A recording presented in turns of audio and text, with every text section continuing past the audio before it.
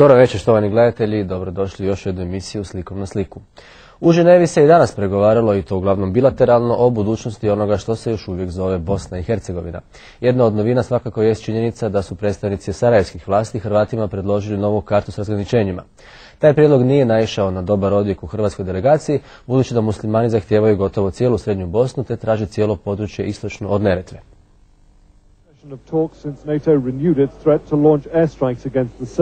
But none of the three sides seem to be taking that threat seriously, not least because the UN Special Envoy on Yugoslavia, Yasushi Akashi, is reported to have told the Secretary-General that air attacks would not help the situation, which leaves the leaders talking about maps while their armies fight ever harder to win territory by force. Lord Owen was very pessimistic this morning, even suggesting a UN withdrawal from Bosnia is now possible. Till the snow goes off the hills, I think the interventionist role, if you like, is justified. Whether or not it's justified as you come into the spring and the summer for the UN to sit there as targets in a three-way fight is a very open question in my opinion. The Serb leadership suggested as they flew into Geneva that a failure of the talks today would lead to a massive new offensive on the ground in Bosnia.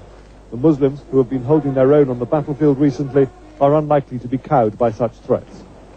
Amid all the pessimism, the one bright spot for the UN is that the three sides are still talking.